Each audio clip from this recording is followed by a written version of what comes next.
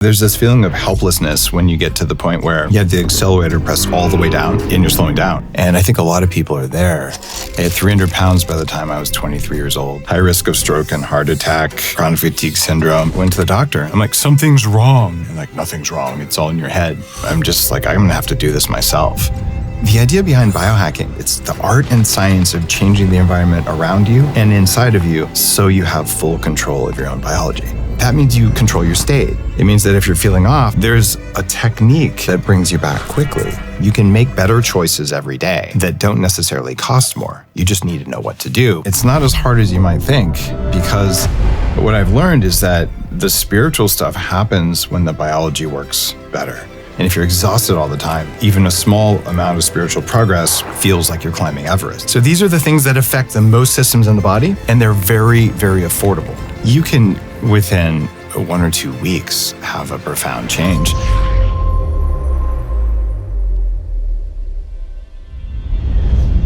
Hey everyone, welcome back to Know Thyself. Our guest today is a New York Times best-selling author and father of modern biohacking. He is an individual who's at the frontier of functional medicine, anti-aging, overall wellness, helping us come into wholeness, mind, body, spirit. And Dave Asprey, thanks for being here. You're welcome. I'm excited. Yeah. Where I want to start is because wholeness, coming into wellness, is a mind, body, spirit journey.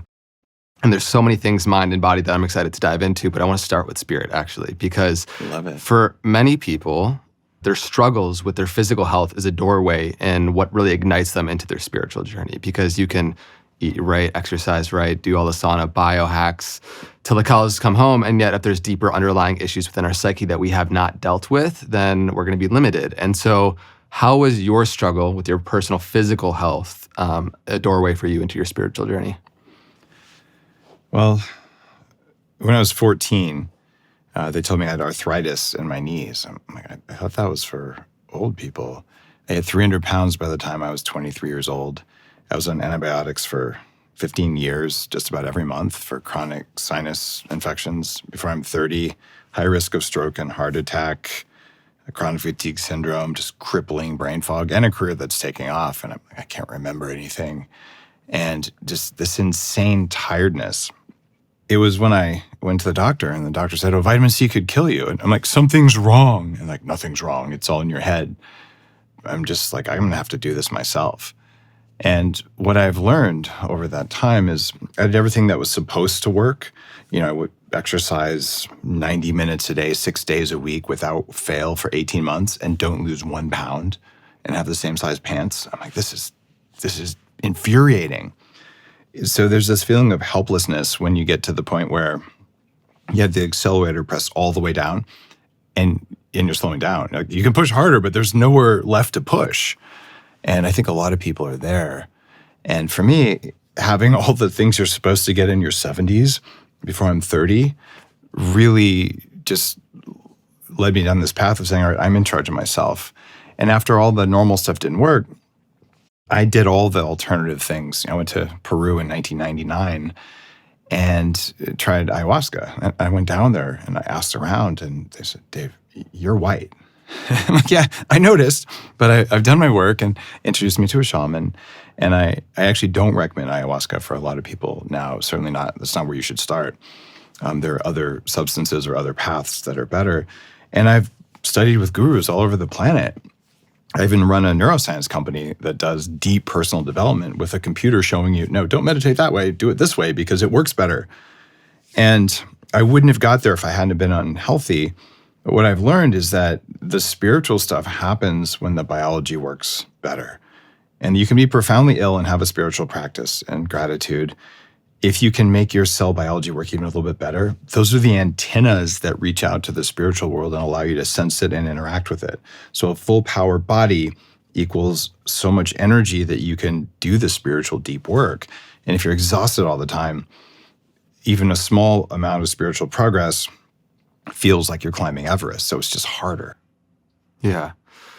So I love that you kind of pointed at the foundations really of our biology working well, like a well-oiled machine, is the platform in which we can experience different states of consciousness and tap in deeper. And one of those aspects which you mentioned, which is like something I know you do in 40 Years of Zen, and a lot of the trauma and emotional work is, again, there's a lot of people who keep hitting this dead end with their physical health, trying to do all the things right. What have you found as to the things you really can't biohack your way out of in terms of the physical stuff? What are the primary drivers of the internal psyche stuff that we need to deal with? Most people feel anxiety over something, or you feel triggered over something. And your body's job is to create a user interface on reality for you. So it's not like we're seeing all the quantum interactions and molecules spinning around, and we're not deciding which sphincters to tighten and which heartbeats to do. And like, there's all kinds of automated stuff. So I know, and we can prove this, that everything that I'm sensing right now when I look at you, it's not actually what's going on. It's just how my body represents it to me so that my little brain can comprehend it, because the vastness of complexity of everything would be more than you can fit in your head. So if you understand that that's how things are, of course your body's going to change how you feel about something to manipulate what you do. And this is why someone criticizes you, let's say. Now, your body's going to say, what's the first time I felt that way? And it's probably when you were 3 or 4, or there was a mean teacher or a coach, or, when your parents was tired. And that criticism at the time felt like a threat. So the body said, okay, in my really fast protective mechanisms, tag that one as scary. And then you're an adult, you're sitting at work, and your boss says something, and it triggers that thing. And it triggers it before your brain even gets a signal to think. So then it comes in with an emotion, right? And the emotion informs you of reality. You believe the emotion to be fact, and then you react. Now, that's the trauma-based approach. But the body, if it doesn't have enough minerals, if you've been eating something that you think is good for you but isn't, if you've been exposed to all the environmental toxins, or you're jet lagged, or you're hungover, if the body feels like it can't make energy at full power, it's going to feel stressed, and it's going to give you stress. So half the stuff that you think is emotional stress is actually physiological stress coming from your hardware. And your body's going, something's wrong. And then your human mind is like, well, if something's wrong, it must be my partner, right? But it was really just internally, something's not working. So our job is to sort out what's a biological stressor, how do I use healthy biological stress to improve and recovery, and then how do I sort out what is an emotion that isn't helpful. And then you can go down the Buddhist path. And I've been to Nepal and Tibet and meditated in monasteries and all. And they're going to tell you, sit cross-legged, do this, visualize the Buddha, and allow the sensations and the emotions to just flow through. And after many years of work, I finally got to the conclusion that fuck that. I don't want to do that. And the long, slow middle path is that eventually they'll just calm down. And they do. But it takes 20, 30, 40 years of regular practice. And during that time, all of the biological energy that you could have put into love, that you could have put into improving yourself or the world, or just, being happy, playing, all of it goes into useless, ancient triggers that are there to keep your meat alive. If there's a way to go in more rapidly and to teach yourself, hey, I know, body, that this feels like a threat, but it's not a threat. Could we turn off that pattern? It's like turning off the alerts on your phone so they don't go off anymore. So you don't have to go, oh, it's just an alert from TikTok. Let me just ignore it. So my practice and what I do at 40 Years of Zen and what I teach is, if you can be triggered, it means you're carrying a loaded gun. And you should probably do something about that, right? That means someone else can control you. So it's your job to go in via any means necessary and reprogram your subconscious and even the mitochondrial networks in your body so that they're only triggered by real threats. So if it's actually a tiger, your body will protect you and you'll run away before you think about it. If you lean on a hot stove, you don't have to decide to move your hand. Your body will effortlessly move your hand before you really get burned. And you'll tell yourself, Good thing I moved my hand. You didn't move your hand. Your body did it for you.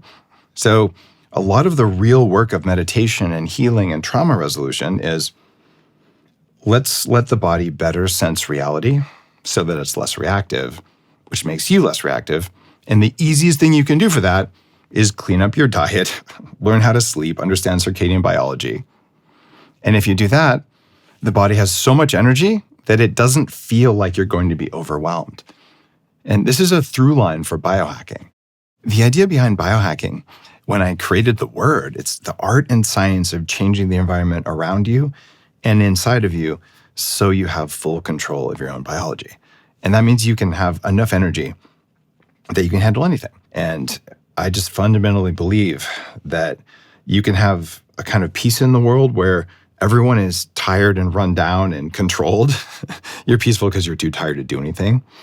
Or you can have a world where everyone is just abundantly powerful and they choose to be peaceful. That also means that if you try to do something wrong, that they'll stop you. And I want that world for myself and for my kids and for all of us. It's not as hard as you might think, because inside your biology, you're wired to be kind. And there's actually an operating system inside the body before you can think that informs us that that's the actual case of reality. I'm excited to dive into that a little bit more about being wired to be kind. I think there's a couple really important points you brought up. One, which is it can be yes and, right? It's important to focus on the biology and the health and the things that are our foundation, and then also the mental and the psyche and the traumatic things. But I did want to push back a little bit on the notion of like the kind of ancient contemplative practices that take decades, 20 to 40 years to be able to like find some sense of peace or whatever. I think that if it's a proper practice with powerful teachers and you're guided rightly, like it can be weeks or, less than many months to arrive at a sense of inner spaciousness and kind of lessen the identification we have with our thoughts and emotions. But I also know you're just using technology also to accelerate the process. So you can, within 1 or 2 weeks, have a profound change. And a lot of that comes from reframing your understanding of reality. And yes, you can make great progress in a short period of time. If you want to have the brain waves of someone who's done 20 plus years of daily meditation for about an hour, that usually takes 20 years and sometimes up to 40, or you can do it in about a week with tech. And so I will gladly say hurry, meditate faster, because just like you could go to the gym like I did, 90 minutes a day, 6 days a week for more than a year and not really get good results. But if you could do that in 5 minutes once a week, of course you're going to do that. So we want to choose the meditation technologies and techniques. And when I say technology, it doesn't have to be with computers. Yeah. It can. Breathwork is a technology. Yeah, we're a technology. Right? Staring at a candle instead of just meditating in darkness. They're different things. So we can study meditation and personal growth. And at one end is do 1 hour once a week of talk therapy with a therapist, which probably isn't going to get you very far. Or you might do something more radical, like breath work, or you might do a vagal nerve stimulation. So my book that comes out in Q1 of 2025 is called Heavily Meditated. And I go through all the different things that I've done and things that are possible that just help you get the results in less time. Because throughout most of history, we would take some percentage of people and we'd say, you go sit in the cave, you go sit in the monastery, write down everything you notice, hand it to the next generation. If we just do it for long enough, we're going to learn something. And you want to learn meditation. You go to a monastery, like I did in Kopan Monastery, and you sit there and you're meditating. And if you have a new level of attainment, you hit a new state, you might notice it, but not know if it's the right state. And if you have a really good teacher who's dialed in and has learned the skill of feeling what you're feeling, okay, there's 20 or 2,000 people in the room. And then if you're doing it right, your teacher raises an eyebrow at you or nods their head. And, oh, I got a signal, I did something right. Now, if you don't notice the teacher or the teacher doesn't notice you, it takes a long time. And that's why progress can be slow. The other thing is that a really powerful teacher, they're actually going to be resonating in a certain way, and you're going to pick that up. right? And so just being in their presence does that for you. And if you're listening to this going, that sounds like a bunch of BS. No, there's hard science about heart rate variability. And even before this interview, like I did something to my energetic field, so you're resonating with me, right? And What was that? what? What was it? I could tell you, but then I'd have to kill you. It turns out there's convincing research that shows when a person walks into a stall with a horse, if the person's tweaking, they can't ride the horse, and the horse will tweak. And if the person's calm, the horse is calm. So it turns out the spacing between your heartbeats, if you're calm, it's not evenly spaced. And if you're stressed, it's perfectly evenly spaced. So the horse's heartbeat spacing will change to match yours. So they're almost like a mirror of you. Yeah. Well, humans do the same thing to each other. So the person with the most powerful field in a room, whether it's calm or stressed, will shift the rest of the room. And like, what? Yeah, you can measure this. Yeah. Yeah, the more coherent person will influence the rest. I feel like for so many of us, our schooling gets in the way of our education. Like we're just not taught the human mechanism, the manual of being human, and how our breath influences everything. And there's just so much I wish we were taught. One of those things is the power of our breath. And I know that in your travels and your, physical and spiritual studies, you've really understood how there's so many different ancient techniques that can be applied now in modern day living that really change our neurology and biology. And so what is the power of our breath and understanding how we can leverage breath work to change states of consciousness? Well, one of the earliest really powerful experiences I had was doing Stan Grof's type of breath work. Holotropic? Holotropic. And this is when I was about 30. And I had no idea that breath work did anything. I'd done a little bit of yoga and take a deep breath, a little pranayama, and you feel a little different. Stan Grof, and it's an honor, he invented this, and I hosted a breathwork workshop with Stan and interviewed him when he was 94 on my podcast. Stan is a psychotherapist and licensed his entire life in Czechoslovakia, and back when it was Czechoslovakia. He was using LSD with a prescription when it was legal, and he's like, this works so much better than the Freudian therapy that he'd learned. So suddenly LSD was illegal, and he said, I got 3,000 patients who are much better than they were. And this is not just go get high. This is with a therapist to talk through this, and he found all these patterns of human consciousness that are the foundations of transpersonal psychology today. So when LSD got illegalized, he said, well, what else can I do? So they looked at all sorts of practices, and he and his wife came up with this, really it's an ancient yogic breath, and it's very rapid, very deep breathing, and there's lots of variations of that. You go to a Joe Dispenza workshop, and you'll see something, it's not exactly that, but it's pretty similar. Yeah. You do that kind of deep, rapid breathing, and you want to do this with the right music and the right setting. Darkness helps. And having people around you helps, and having people who can help you talk through it. This can be a big deal. People see past lives, they see angels, they see all kinds of stuff, right? This is without drugs. And so one path would be, I'm going to sit in silence for 10 days and do Vipassana, okay? There's great value to that. It takes 10 days, and you're not going to get paid during that time. You're not going to see your kids during that time, right? So what's the ROI on that? I'm a fan of Vipassana, but if I could do 10 days worth of Vipassana in 30 seconds, I would, right? And this is why we're always looking for things that work. And I would say breath work paired with meditation is fundamentally more efficient, but it doesn't have to be that style. That's just a really powerful one. There's things as basic as a box breath. Many people don't know that. Special forces have been using this forever, and it's you breathe in for 4 seconds, hold for 4 seconds, breathe out for 4 seconds, and hold empty for 4 seconds. First time I tried that, I realized as soon as I sit with my lungs empty, my body sends an alert that says you're going to die. I'm like, why should it be painful for me to have my lungs empty for 4 seconds? It's because the body's worried you might run out of air, and it doesn't know you're in there. So a lot of the practices, whether it's fasting, and I've written major books on fasting that help to make intermittent fasting a thing, Fasting is about going from the average person, 30% of your thoughts every day are about tacos. It's like, what's my next meal? What's my next meal? 30% of your mental capacity. And then you realize the reality is you won't starve for about 60 days, and for some people, much longer.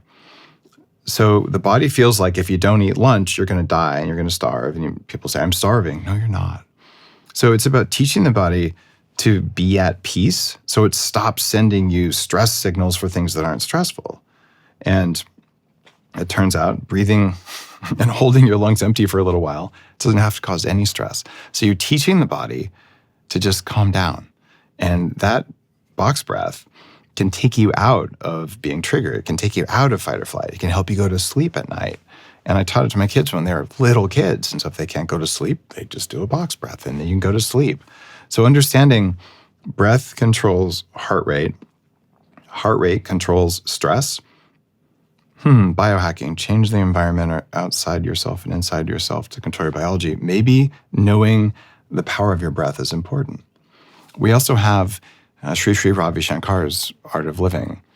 For about 5 years, every single morning, I would wake up and do his full Kriya, which involves, weird things. You put your hands here and you go, so hum, and then you put your hands here. And what they're doing is they're moving the breath from the lower lungs to the middle diaphragm to the upper lungs when you put your arms up higher. And the reason you do this is to make sure that the lungs are fully oxygenated. And by changing the speed and area of where you're breathing, it radically shifts your state. There's more than 50 million people who do that every single morning. And I learned this as a young entrepreneur. Every Saturday morning, I'd go to our CEO's house, BV Jagdish, one of the companies I worked with. And this group of powerful Silicon Valley entrepreneurs would show up at 7 a.m., which is basically the middle of the night. And we would do a 45-minute breathwork thing together. And this was 20 years ago. And one of the guys who would go, he said, I can't explain why this works, but I feel like I took a mental shower every week. Like this cleans everything up. And if you're sitting here and you're saying, I'm stressed all the time, I don't know what to do, and I'm trying to calm down, maybe learning the different styles of breath work is going to get you there faster. Or you could say, how about I measure it? And for me, I've tried everything that's supposed to work, and half of it doesn't. So I made a commitment before I even had the word biohacking worked out in my brain. I'm only going to do what works, and that means I have to measure it. And I'm going to do more of what works, and I'll stop the things that I believe work that don't work. And it's why when it comes to things like breath work, one of the most powerful things you can do is measure the spacing between your heartbeats. So right around the time that actually it was after I learned holotropic breath work, I found a little sensor from a company called HeartMath. Roland McCready, as an electrical engineer, has been working for 30 years in the field of measuring the electrical signals from the heart and the body and correlating them with all kinds of consciousness. And he's been on my show a couple of times, about to come back on. And with this device, it's called Inner Balance. You clip a cheap little sensor to your ear and you look at your phone and you breathe in and out and make it turn green. Now, what is the word for making something turn green?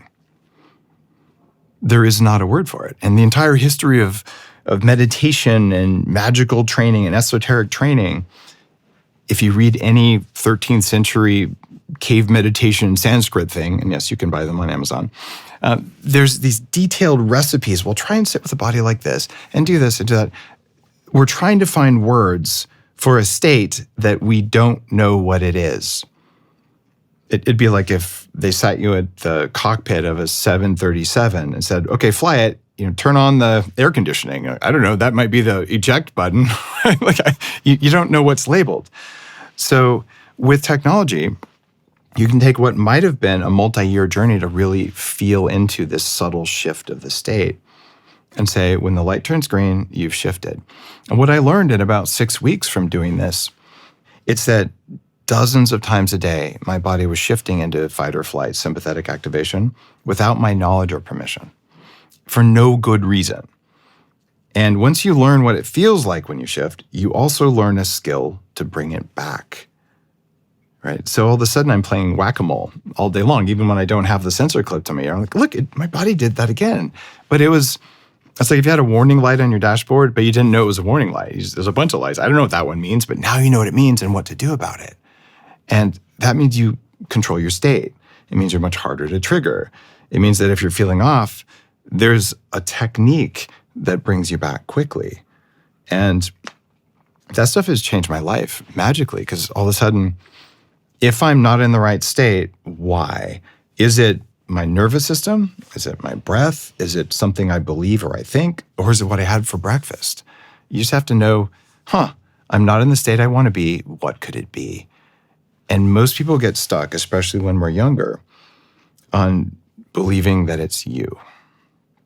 Well, if it's the environment around you, or it's your body doing something that actually makes sense based on the environment you're in, but you think it's your fault. I went down this path where I was dealing with this just crippling brain fog. I'm going to Wharton Business School. I'm working full-time at a tech startup. And we'll say it was a little bit stressful to do that. And I was failing. Like, I was going to fail out of Wharton. I'm thinking to myself, maybe I'm just not trying hard enough. But I know I'm trying. It's just not working. And then I thought, maybe I'm just dumb. I'm not particularly dumb, but maybe I'm dumb compared to my classmates. And one of the things that was really enlightening for me is I went and I did a brain scan with Dr. Daniel Amen. What I found was I had a hardware problem. So I went in Palo Alto, meet the psychiatrist, and he looks at me and you could just kind of read it. He was like, tech bro wants Adderall. I've seen this so many times, right? I didn't want Adderall. I hate Adderall. It does not make me feel good. Like you'll get focused, but then you want to punch people. It's just not a nice feeling. So when I walked in after the brain scan, he just shook his head and he said, Dave, inside your brain is total chaos. I don't know how you're standing here in front of me. You have the best camouflage I've ever seen.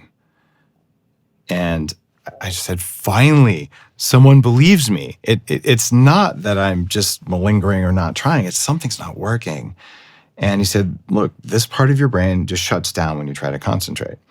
Like, oh, that's funny. That's the rational thinking part of my brain. That's why I'm failing out. So I had a hardware problem, not a moral failing. So for everyone listening, if you're sitting there going, something's wrong with me, why do I keep doing this? Number one, you're not your body. Your body's doing that, not you. And number two, it's normal to feel frustrated over that stuff because you want to believe you're in control of your body. Your body wants to believe it's in control of you.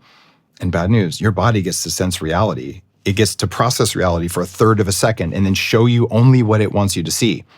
So understanding there's a different consciousness inside of you that runs your meat than runs you. It takes a lot of the judgment and shame out. So then you're saying, all right, I'm going to work on managing that intelligence because it's very fast and it's very dumb. So let's train it. And that's what meditation is. Yeah, there's so many different contemplative practices, that do different things within our awareness training, right? Like holotropic breathwork has a completely different effect on our state of consciousness compared to Vipassana meditation. And And I think both are extremely valuable, and it's important just to see like what is going to be serving us most in life right now. I feel having a consistent mindfulness or meditation practice for 15, 20 minutes a day is super beneficial, and it's like getting a deep detail on your car. It can be really beneficial to you, and I'm going again in a couple of months to do something where it's like an extended period where you're really in silence, because I do think there can be this conflation, and especially in Western society, between states and stages of consciousness, meaning, of course, you know this, but for the listeners, like the various different things you can do, like holotropic breathwork being one to quickly change your state of consciousness, which makes you feel really good immediately, and can like kind of flush your biology and so many different things.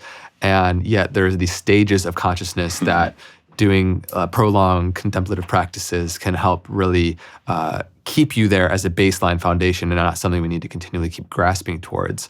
A lot of what you're sharing is, I think, really inviting all of us to prioritize our wellness, because if we don't, then we'll be forced to prioritize taking care of our illnesses. And right now we live in a profoundly sick society, right? Modern society is undermining us every which way we look. And big pharma profits on keeping it so, and big food and so many of these industries. But I'm just curious, any thoughts you have on what I shared in regards to states and stages? If you look at any of the old, whether it's TCM or Ayurveda, or even some of the older Western spiritual practices, they all have sort of stages of evolution of consciousness. So you can change your state and still be at an early stage of development. And the one that works best, the one that I teach at 40 Years of Zen, comes mostly out of Buddhism. And there's many different branches of that. And it's that when you start out, most people don't even really have a lot of empathy for others. It's very much about me. It's all in the ego. And we can talk about where the ego comes from and why I know we're wired to be kind to each other. But the first stage is you develop empathy, right? So now you can feel other people's emotions, other people's pain. Sounds like a good thing, right? Empathy is better than not having empathy, but it's not a high level of development. And for some people, that's kind of shocking. But if you have empathy, you're going to feel everyone else's shit, and it's going to take you down. But if you can't feel it, you're not aware of it. So what do you develop that's beyond empathy? Well, the next step is compassion. And compassion is really different than empathy. And what it means is that you automatically wish others well before you think or before you empathize. So someone walks in the room and they could remind you of the bully in 5th grade, or they could just really have a vibe you don't like, or they say something that triggers you. Before any of that, in your heart, in your emotions, not in your thoughts, you're automatically wishing them well. And compassion is a much higher, more sustainable state. It takes way less energy than being empathetic all the time, right? So then, I'm wishing everyone well. I'm sending them good thoughts. By the way, when you send people good thoughts, it's good for you. But you do it automatically instead of having to choose to do it. That will shift your state in such a magical way. And then the next step, the next stage of consciousness beyond that is what they would call enlightenment in the East. You could call it equanimity or just resilience. And the picture for that is a monk meditating in the middle of a storm. Nothing can take you out of your chosen state. And that's where we want to get as we evolve our stages of consciousness, to the point where you feel compassion, and it doesn't matter what's happening. You get to be exactly who and how you want to be. And when you fully attain that, it's effortless and automatic, and it's just built in. And I like to say it's effortless. There's a neat story. A monk gets flown to Stanford University, and they've been doing neuroscience tests. In fact, the Dalai Lama has funded some of this to look at what are the brain states of advanced meditators. And they brought this guy in, and he sits down and starts doing his thing. And the EEG electrodes start registering a signal when they're not on his body, because he's casting a field. And this is real. You can measure this stuff. And all the neuroscientists start going, oh my gosh, look at that. He's so powerful. He's so powerful. And then the signal goes away. And the monk says, I'm sorry, guys. When you said that, I started thinking, oh, look at me. I'm such a good monk. And I went into my ego and I lost my powers. I need to go spend 2 hours meditating and doing breath work to bring myself back into a state of ego control so that I can do this, right? Because he started thinking, look at me, I'm a big deal, right? So I say effortless. And he said, I haven't been in this state in 10 plus years until you guys started saying I was a big deal. So it's this idea of like, how do I just sit and be aware of these systems in the body that will take you out of your chosen state, and how do you manage them? And it turns out understanding your body is responding to the environment around you and to your thoughts and to your feelings simultaneously, and that all of that is within your control. It can just take less effort to set yourself up to evolve those stages more quickly. I'd love to share why we're wired to be kind to each other. And this comes out of my studies of mitochondria in the body, what they really are, what they do. This model, I think, creates a lot of freedom for people. And it's all based on F words. And I studied, when I was a computer hacker, distributed systems and emergent behavior and AI. So when you have small things that repeat a pattern over and over, you get complex things that emerge. Like the reason flowers grow in a shape, or the reason shells are the way they are. It looks so beautiful, but it's simple rules repeated infinitely create complexity.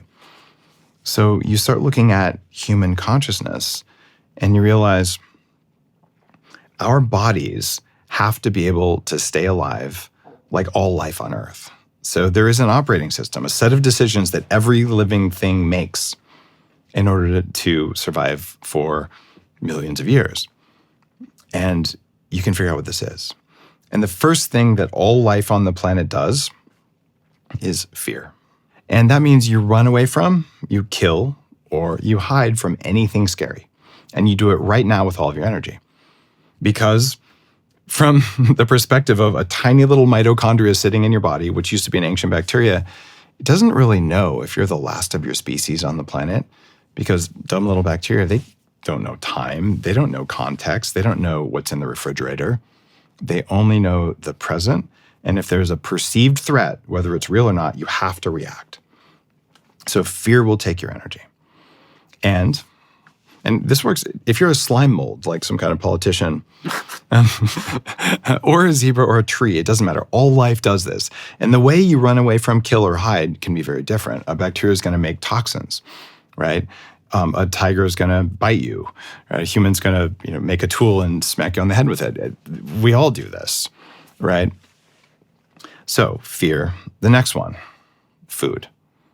And this is eat everything. Because famines have taken out every species. Energy availability is precious. So this is why, until you train yourself, you think about tacos all day long, or pizza, or ice cream, or candy, or whatever the heck your thing is, right? So fear food.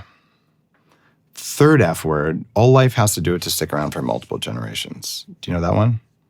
What life has to do? Yeah, just like all life on Earth to stick around for multiple generations, it's an F word. So after fear, after food, what would come next?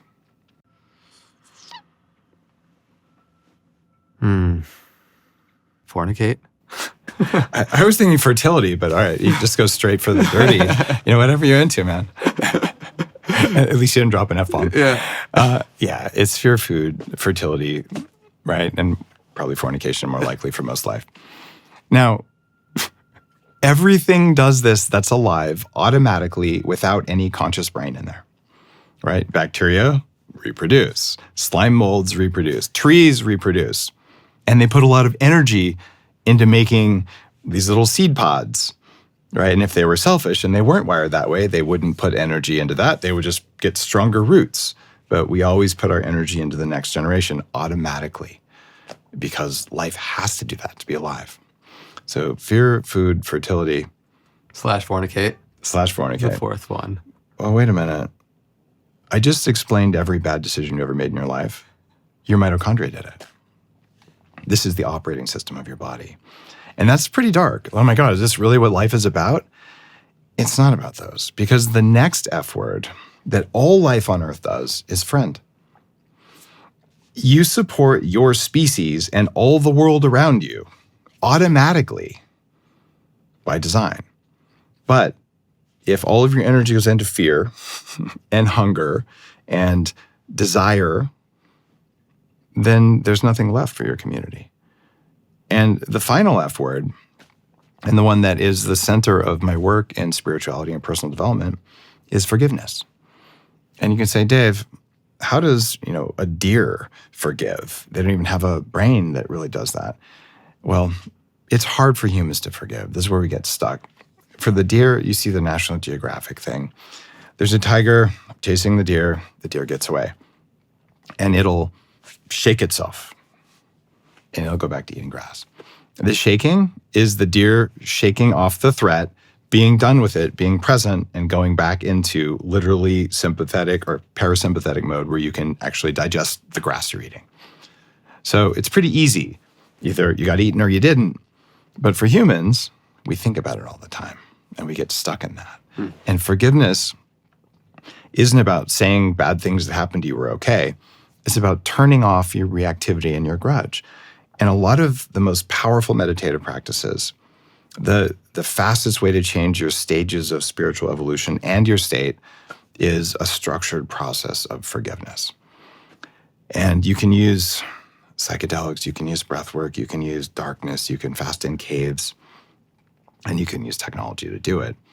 And in Heavily Meditated, in my book, that's what I'm teaching people is what's the structured process for forgiveness that works? And I've had about 2,000 people come through my neuroscience program. This is 5 really intense days at 40 years of Zen. These are successful people, entrepreneurs, celebrities, athletes, people like that. And what you see is when someone does an authentic forgiveness exercise, not where you think or decide that you forgive someone, but where your biology forgives them, it's pretty trippy when you experience it. But more importantly, the brain shifts in a very predictable way. So we teach people how to structure forgiveness as a process, as a meditation, and a computer to guide you to do it more deeply, more profoundly, and to catch you when you do what most people do. And they'll say, I forgave Mom. I said I forgive her, but they didn't really do it. Because the body believes that if you forgive a potential threat, it still might come back. And so your hardware fights against you letting go because it wants to hold on to all of those traumas. It wants to hold on to those because they might be dangerous. And it knows it has the ability to put all your energy into fear. And it wants to keep your energy there because that's what's going to keep you from getting eaten. So if you can do the basic biohacking stuff around health, it raises the amount of energy you have available. So now, even if you do keep the same amount of energy in fear, you fill up your fear bucket, then it goes into your food bucket, learn how to eat so you're never hungry. Okay, well, there's not much energy you need to worry about there. So then it goes into the next bucket. And when you learn how to use sacred intimacy as a form of nourishment instead of porn or empty sex, that becomes something that powers you, that actually raises your consciousness. And then you have so much energy left that you can serve your community and you can have a tribe. And doing that also nourishes you. And there's so much energy left at the end of all that that you can do the deep work of forgiveness and spiritual progression and working on yourself. So the lowest hanging fruit, learn how to have more energy. Yep. Second one, eliminate hunger. Because that's easy. And then eliminating fear, which is hard.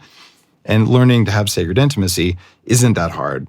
It requires vulnerability. And that's easier too if you're full of energy and you have less fear and you're not hungry. Yeah. Because it's not going to be a great night of lovemaking if you're hungry and afraid, because it wouldn't be a night of lovemaking at all. It'd be a night of finding pizza. Yeah, there's so much value that you just shared there in terms of the framework for understanding, even going back to like Maslow's hierarchy of like the foundational things that we can really, that our biology needs that make so many of these other states or qualities or virtues that much more kind of fluid and just existing within us, like kindness, compassion, sharing within community. Like all these things become so much more effortless like when we're actually vibrant. And so I want to focus on that now. And kind of we started a little bit higher up on the hierarchy, I guess, of development and personal experiences. Now going back down to the foundation, you mentioned earlier as like if you had to focus on the 3 to 5 kind of lowest hanging fruit that everyone needs to focus on before, necessarily the different biohacks or supplements or different things, what would those be? Okay. And we'll go from there. I can give you the 3 to 5, but first we have to talk about Maslow's hierarchy of needs, Sure. as you brought it up. A lot of people have heard of this, and Maslow's perspective is that you need to have food and shelter and safety and things like that. And he's a brilliant psychologist who died unexpectedly before he was done with his work. And a friend, Scott Barry Kaufman. Yep, I've had him on the show. You've had him on, okay, he's been on my show too. He read all of Maslow's unpublished papers, and the final step on his hierarchy of needs was transcendence. And it's very tied to that forgiveness thing. It's that we need to be able to evolve, and all life will evolve. And for humans, we do that through a process of letting go of old traumas through a process of forgiveness. And when you do that, then you can see things in reality that your body wouldn't let you see before because it was afraid. And you didn't choose that. It got programmed that way through early childhood experiences, et cetera. So understanding that even Maslow's hierarchy includes transcendence. Like, we have to evolve as humans in order to be happy. And evolving consciously and deliberately and efficiently, it just feels way better than just randomly evolving through random mutation, which probably isn't even how we evolve anyway. So 3 to 5. Okay, if you want to have a lot more energy, one of the big tenets of biohacking is stop doing the things that make you weak. It's like if you had a car and you wanted to make it faster. So you take it into the racing mechanic, and he looks in the trunk and says, you have 500 pounds of rocks in your trunk. Maybe we just take those out of the trunk and your car will be faster because it weighs less. And you're like, oh my gosh, wouldn't that be easier than buying new tires and a new exhaust system? Yeah, it would. Right. So what are the things that are making you weak? Probably nutrition is one of them. The vast majority of people don't get enough high quality protein in their diets today. They also don't get enough high quality fats. Quality food is terribly important for people. And if you're sitting there going, I'm meditating every day, like I was a raw vegan. And the first 6 weeks, I feel so good. That's because my body was freaking out and giving me lots of adrenal hormones and upregulating my thyroid as it was telling me, here's some energy, like go hunt something. And after a while, your energy starts to go down. You start to feel ungrounded as your minerals get depleted and things like that. So I teach people, if you want to feel better, eat saturated fat. It can be butter or ghee, and I'm famous for putting butter in coffee, and people have lost millions of pounds on the Bulletproof diet. And having high quality fat, avoiding the seed oils that are common in our food supply today because they're cheap, not because they're good for you. When you do that, your cell membranes improve, but it takes 2 years to replace half the fat that makes up the cell membranes in your body. And this is why when I first started putting butter in my coffee, it was like I was starving and I just couldn't get enough butter. And this always happens when people start replenishing their saturated fats. It's like, oh, I feel so much better. And after 2 years, I don't need them the way I did. They're just a healthy part of my diet. And when you upregulate your protein, to get 1 gram of animal protein, it can be vegetarian protein. Unfortunately, plant proteins are 30% as effective as animal proteins. So you can't eat enough rice and beans because you're eating like 20 pounds of them to get enough protein from them, and you'd be a little bloated from that. You can eat rice and beans if they're compatible with you. They just aren't a good protein source. They're a carbohydrate source. So focus on high quality fat, focus on getting enough animal protein first, 1 gram per pound of body weight or 2.2 grams per kilo. This can transform you. It raises your GLP-1 levels like when you take Ozempic or semaglutide. I mentioned I weighed 300 pounds. I'm 4.8% body fat right now, and I'm like stupidly ripped. I've been in magazines with my shirt off. I was the fat computer hacker from Jurassic Park 1, but not the bad guy. Like I was 300 pounds. And if anyone on earth is unlikely to look like me, it's me. My lab tests think I'm 35. The calendar thinks I'm 51. And I've never had this much energy or had a healthier, leaner physique than I do now. And it's from 15 years of not eating bad oils and from getting enough animal protein and making sure that I have minerals. And the second biohack that I would offer is you are mineral deficient if you're alive. Before we go into minerals, because that's a whole nother thing that I'm excited to dive into. In regards to nutrition, like there's innumerable bio-individuality between everybody. And obviously what has been natural, historically evolutionary for us is not normal today in terms of the vast majority of protein that comes from animals is like 99 plus probably percent from the abomination that is animal agriculture. And, so I just think it's really important to highlight as you're speaking to the things that have worked for you, the things that also we should stop doing alongside the things that will bring us more wellness and in terms of nutrition. So, like for example, seed oils being one thing that is just new. That is obviously. Oh, yeah. Yeah. Okay. And yeah. Yeah, let me think about this for a Okay. second, because what I want to say is that politicians and big food company executives, they're made out of meat, and I'm not a vegan. Getting enough animal protein is fundamentally important for humans. So would you say that for everybody? Yeah, for everybody. You can be vegetarian and be healthy. You are not going to be vegan and be healthy for Okay, one so you're period of time. distincting between vegan and vegetarian. Huge difference. Sure. Okay. So I have a lot of followers in India, right? Like, guys, have the lassi, which is dairy protein and fat. Have the ghee that your grandmother ate, which is healthy fat. India has some of the highest rates of diabetes and obesity on the planet because they switched to American seed oils, because we did a really good sales What campaign. about the innumerable examples of people who have eaten whole food, plant-based, organic food for decades and have thrived and are athletes? Well, you mean like Usain Bolt? I don't know what his diet is, but I know there's plenty of amazing, athletes. And I'm just saying that it's possible, right? There are very, very few who only eat plants. In fact, I gave a talk at David Avocado Wolf's raw vegan conference. And I walked in and I said, guys, I've been a raw vegan and all, and I'm a lacto, ovo, beefo, porco vegetarian. I hope we can be friends. And I gave this talk that said, look, there's 3 reasons we choose to be vegan. One of them is cruelty to animals.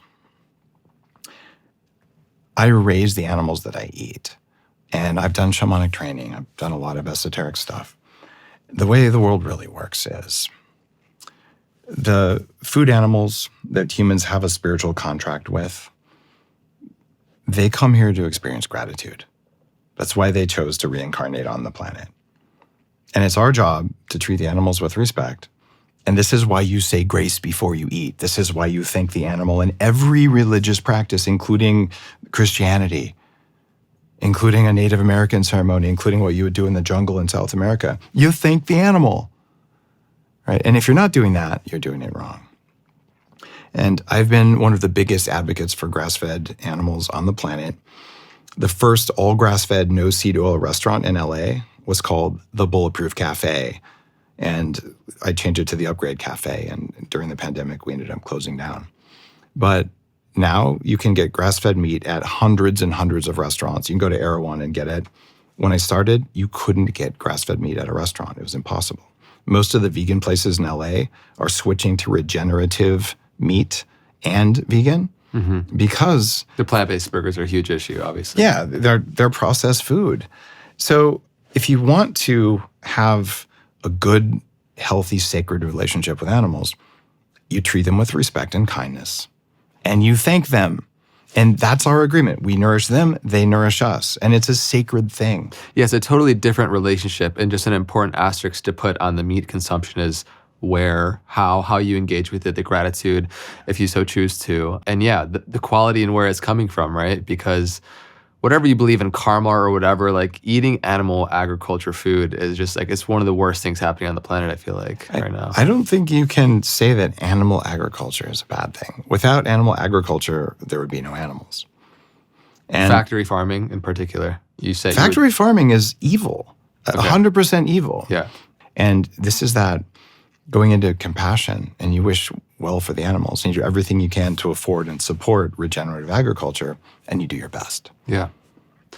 Now, in deciding, I guess, what is going to be the nutritional makeup that's going to be best for us individually, how important is, before we go into minerals, because I'm excited to go there, the importance of testing, doing blood tests, stool tests to figure out actually what's going underneath the hood outside of just what my relative feeling experience is, to decide, what's going to be good for me. There's definitely reasons to do a poop test and look at your microbiome. You can shift your microbiome in 3 days by changing what you eat. When I was doing the research for Superhuman, which is my big book on longevity, how I'm planning to live to at least 180, you can tell how old someone is by looking at the diversity of bacteria and the number of bacteria in their poop. That means if you have more bacteria and more diversity, you have a young person's poop. You got your shit together. Sorry. That was awesome. I quadrupled the number of species of bacteria in my gut in 3 months by increasing the amount of prebiotic fiber in my diet. It's easy to do. So you can get something like a Viome test, which will tell you for about $300. They'll recommend short-term changes to shift the amount of certain types of bacteria in the gut. That can be transformative. And I'll tell you, as someone who was on antibiotics for 15 years and had just a wrecked gut all the time, you could try an elimination diet that takes more than a year to do. It's almost no one can do it. Or you could spend 2 weeks, try being a carnivore. I'm not a fan of long-term carnivore diets. I got leaky gut from excessive carnivore many years ago when I was testing out the edges of the bulletproof diet. But if you only eat meat and salt for 2 weeks and watch what happens to your skin and your joints and your body and go, oh, I guess I could feel that way. And then go have pizza, beer, Ben & Jerry's, and all the French fries you want and wake up the next morning and go, oh, something in the pizza, beer, and French fries is really trashing me because I didn't used to feel this way. And then you start this game of understanding, am I hungry or tired after a meal? I did something wrong. What was it? It's probably MSG, bad fats, or you're sensitive to a certain class of foods that may or may not be compatible with you. I grew up in New Mexico. My favorite food on earth is New Mexico green chili. I have a genetic intolerance of the nightshade family. If I eat my favorite food, I get arthritis in my knees the next day. I've had 3 surgeries on my knee because of arthritis because I didn't know that bell peppers and chilies and potatoes trigger that in me. And I don't have pain in my body, but if I eat them, it comes right back. So that doesn't mean they're bad for you. It means that they are on the list of suspect foods. They may be good, they may be bad. So learning which foods are compatible with you, where your skin looks good, your joints feel good, you don't wake up with a sore back, and your brain works, you don't have brain fog, you don't have cravings. So eat the foods that are compatible. It's not the same for everyone. Testing will help a lot. And sometimes the easiest test is only eat 1 or 2 foods for a little while, see what it's like to be clean. You could also try fasting, and I've written 2 big books on fasting. So if you don't eat anything for 3 days and you feel pretty good, how do you feel after you eat again? It's just a questioning awareness without judgment, and you can learn what makes me feel good. And it's possible that your girlfriend may do really, really well on a different diet than you, and you don't eat this one food, and she eats that food and she doesn't eat another food. And this can be complex if you're a parent or something, but when you eat right, you're never hungry. And when you eat something that's incompatible, 2 hours later, you just need a snack. I feel like so many of us don't even have the reference point for how good we can feel. And in the times where we maybe experience that state, or we, for some reason, eat the right foods that match for us, and we're giving their body what it needs, we feel how vibrant and alive, like how good it feels to feel really alive. And so as we dive deeper into these things, explore minerals and whatnot, would you say that the same things that will add years to your life and make you live longer are generally the same things that will add life to your years? 100%. I see like 1970s longevity doctors, they're like, well, you can't extend your life, but you can extend your health span. So anything that makes you live longer is going to make you feel better along the way. And if you set your goal as, I just want to feel good till I die at the normal age, I think you're a punk ass. Like, you can do so much better. How about, I'd like to die at a time and by a method of my choosing and feel amazing until that point. Like that's where we want to be. And we already have added 6.5 years to the human lifespan. And there's a lot more coming. What is the idea of longevity escape velocity? Longevity escape velocity is an idea that Ray Kurzweil put forward about 25 to 30 years ago. And he said, look, the rate of innovation of longevity technologies is happening so that all you have to do is maintain your health, and the technologies are coming that will help you extend your life by more than a year for every year you live. It looks like we're probably there. And I think Ray was picking about 2030. Most people are saying 2028. If you have the right resources, I think we're there now. In the last year, I've had an injection that takes 9 years off your biological age. It's genetic? It's a gene therapy, yeah. I've also reset my central aging clock in my brain. They do that with focused ultrasound on your hypothalamus while getting intravenous stem cells that go into the brain. And the difference in your cognition and what in the East we call your life force energy, like your chi, unbelievable. So it's possible already now. And I've been in the field of longevity for 25 years. I started running a nonprofit in the late 90s in Palo Alto. I'm working on education and research for longevity. And I've worked with most of the leaders in the field. They've been on my show and they've wrote a New York Times book on it. So this is my thing. And when you look at what's possible and you look at what's accessible, there's a gap. And I always write my books to say, well, here's the technique and the principle, and here's the free ways that you can, like fasting is free. In fact, it's cheaper than eating. And then here's the medium cost thing that might be 25 or $100. And then here's what the crazy billionaires do. And I'll do all three.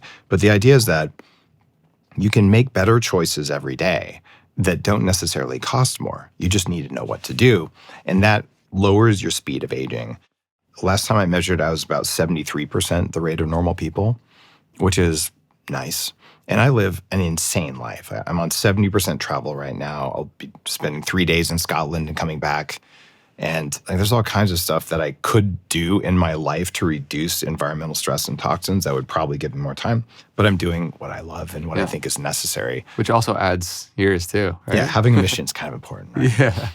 Yeah, absolutely. So this idea that like for somebody who's in their 40s right now, if they can maintain health and like unlock true vibrancy by the time they're 50 because of the exponential rate of growth with technology and AI, what's going to be available to then extend our life beyond that, as we get older is just going to be so much more available to us. I don't think it's going to take 10 years. One of my companies is called Upgrade Labs, and we've got 32 locations either open or in the process of opening in the US and Canada. It's an AI-based longevity company. And you come in, we measure what you're doing. It doesn't even require a blood test, but you can get one. And we do this with medical grade tech. And then we set a goal because it turns out longevity is a goal, but it's usually not your first goal. If you're tired, I want my energy back. I want to improve my cognition. I want to lose weight. I want to put on muscle. I want to extend my endurance. I want to fix my sleep. I want to fix my libido. And so we use AI and structured statistical analysis to figure out, what do you really want? And then what is the set of technologies available, whether it's supplements or all the equipment that we use, that will give you the most benefit per minute of effort? So then, oh, look, I just checked off that box on feeling stressed all the time. I can handle stress better than ever before. Oh, next, let's lose some weight. Oh, next, let's make my brain work better. You're always going to end up at wanting to live longer when you solve the other things. And we're doing that with AI and with amazing amounts of tech, and the transformations are incredible. So right now, I built that because I bought $1 million worth of equipment about 11 years ago. And I said, I've built this for myself. Why don't I put it under Arnold Schwarzenegger's office in Santa Monica? And that was the first Upgrade Labs. And since then, I've been working on how do I make this scalable and profitable so people who open a franchise with us can make money. And it can be profitable because if you want to do something that helps the world, you still have to eat. So I look at running a business that helps people and puts food on your table as their requirements. They go together. So now it's growing and it's scaling. And that takes it from $1 million and having a barn to put it in the way I did to having a monthly membership that costs a little bit more than a health club, but not much more. That gives you access to the tech that astronauts and special forces and pro athletes use, so you can recover faster than you're supposed to, and you can transform more quickly. And yes, it includes neurofeedback to train your brain. So important to democratize a lot of these amazing technologies. So now going into supplements and minerals, what is most often overlooked in regards to those? Well, there's all these sexy nootropics. I've formulated some, actually make some even now. And we're always called the latest, or here's a new longevity, a cocktail. Some of those work really, really well, but you've got to build the foundation right. The worst thing you could do is have styrofoam blocks under your house instead of cement blocks, and then build a nice looking house that falls over. So what are the foundational things that give you the most benefit per pill? And it turns out there's just two things. The most important is called vitamin Dake. And you can go to vitamindake.com, D-A-K-E. This is a mix of the 4 most important fat-soluble vitamins those vitamins direct minerals to tell them where to go in the body. And then you take Minerals 101. It's from the same side. And Minerals 101 is a mix of the biggest macro minerals that you're lacking. Because it turns out all life needs to run away from, kill or hide from scary things. Plants have a hard time running away because of roots. So what they do is they put toxins into their seeds and into their leaves and stems. And the toxins are there so that if animals eat too many of them, the animals become unhealthy and can't reproduce. And the primary toxin that I'm focused on today is oxalate and also phytic acid. And both of those are plant toxins that suck minerals out of your body. So you think your spinach has iron or something in it. It doesn't matter if it's present in the plant. If when you eat the plant, you can't absorb it and it pulls other minerals out of your body, right? So it's kind of, it's almost sad to think, oh, I'm taking something that I can't absorb, but because it's in there, I believe it's in there, so I'm just going to take it anyway. Yeah, you hate kale. I do hate kale. And spinach is worse than kale, but kale has better marketing. So no, kale is just not a health food. It's a garnish. And if you're starving, you can eat some kale, but there is not a case for eating kale. And if you're on a budget, kale is more expensive per calorie than the best quality grass-fed ribeye on the planet. Makes sense. There's no calories in kale. So if you're hungry and you spend $6 on a head of kale with 50 calories that just grinds up your gut, you're just not doing it right. So I always focus animal protein first, high quality fats second, and plants third. And if you do that, your blood sugar is stable and you feel so much better. But even then, did the animal eat grass that was full of minerals because it was on healthy soil? Probably not. So you have to supplement. Yeah. So do you think mainly because the nutrient density of our soil and food, we must supplement D, A, K, E at the very least? Well, you have to take vitamin D and Minerals 101. Yeah. And it's those are two brands that you own, correct? They're two brands that I own. And you can go on the website and you can look at the ingredients in there. And I designed these to be cheap. Yeah. Like vitamin D is about $22 a month. You know, one bottle is a 2-month supply. It is not expensive. So why in particular all of those why are they most important? The foundation and the macro minerals as well. They're important because if you have the macro minerals in your diet and you have vitamin D drives the minerals to go into the right place.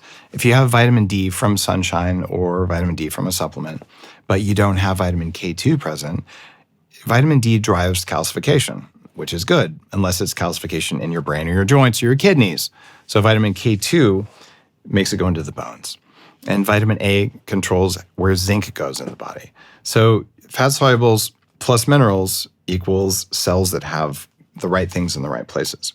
And the reason I say these are important is that if you're going to go to the gym and you're going to lift something and the body says, okay, I got some sort of threat, because obviously he's picking up heavy things probably for a reason. And the reason wouldn't be because he decided to. That bacteria, it's because there must have been a stressor. So I have two choices as a body. I can recognize there was a stress, recognize that now I'm safe, and I have the necessary ingredients to build muscle, and then I'll adapt. Or I could recognize that there was a stressor, and there was inadequate protein, and I didn't have the minerals I needed. How about just having a stress response and not growing? So in order to transform your muscles, your nervous system, or your consciousness, you need adequate stress, you need a safe, recovered state, and you need the raw building blocks. And if you don't have minerals, your meditation won't work as well. Your workouts won't work as well. Your sleep won't work as well. Your sex hormones won't work as well. So these are the things that affect the most systems in the body, and they're very, very affordable, which is why do those first before you buy the fancy nootropics, before you take the testosterone enhancing things, before you take even creatine, which is also great. And from the macro minerals, which are the ones you measure in hundreds of milligrams or milligrams, we also have... What are a few of those? Like what are... Magnesium, zinc, calcium, copper, molybdenum, which I never can say right. And even vanadium is one, which really helps to control blood sugar. Yeah. When you get those, there's also trace and ultra-trace minerals. And those are lacking very much so in soil. Get a source of trace and ultra-trace minerals and get them into your body every single day. And when you do this, you can measure changes in the amount of electricity your cells can manufacture and handle. And we use gear that does that at Upgrade Labs. You come in, we do a cell health analysis, and you can see how good is this person's system at making electricity. It's measurable. So you don't have to just imagine something works. You can do it one day with and one day without and see that there's a change. So you kind of laid out, as we're laying out the foundation more from nutrition, the things we shouldn't be doing, the vitamins and minerals that are essential for the foundation of our building our physical vitality. Not many people think of light as like information and as like a part of our diet as well. How is blue light specifically detrimental to us, and how should we be thinking about circadian rhythm and biology to be able to leverage it effectively for health? Circadian biology it's at the core of biohacking. And the idea of circadian biology is that your body detects what time of day it is, and it changes your system and what it's going to do based on the signals it gets. So light is a nutrient. You have people say, well, I need some carbohydrates. I'll just have corn syrup. It's a carbohydrate, but it's junk food. It's not a big stretch to say we can have junk light. And your body looks at the color of light, the intensity of light, and the angle of light. And 5% of cells inside your eyes pick up that light, but it doesn't show it to your visual cortex. It goes into the timing system in the brain called the SCN. And the body says, it's my job to figure out what time of day it is. And this goes back to mitochondria 2 billion years ago. They're in the ocean. It's cold and dark at night. And that's when they recover. And then the sun comes up and it's red. So you're getting sunrise. And then as the day goes on and the sun's right above you, you get bright blue and all the colors of light. It's directly overhead. And that's when there's the most food available because the algae's been growing all day, right? And then the sun starts to go down and it gets redder again, and then it's dark. Well, the entire system in your body is trying to figure out what time of day it is to tell you what to do. And if you have dinner after the sun goes down, it goes, oh, there's a lot of food. It must not be nighttime. And if you have dinner underneath those stupid spotlights they have at restaurants now that are just like making you cringe like you're in some sort of East German interrogation thing, you've now told your body with the environment around you that it's not time to get ready to sleep. And if you have that dinner late at night, you have bright lights at night, your ability to regulate your blood sugar goes down. When your melatonin levels rise, which is supposed to happen in darkness, it makes you insulin resistant. So midnight snacks, late dinners, they will make you old. And earlier dinners can have a profound effect on your metabolism. And controlling the light at night especially, if you were to visit my farm in Canada, all of the lighting outdoors is red. It doesn't disrupt insects or birds. There's owls that live very close to the house because there aren't bright lights. It doesn't attract bugs. And I go outside and I can see the Milky Way because the red lights don't affect us either, unless they're very, very bright. Go to my house in Austin. It's all red lights at night. Same. This place is like, my neighbors sometimes walk by my house. They're like, why is your house always red at night? They're like, vampire?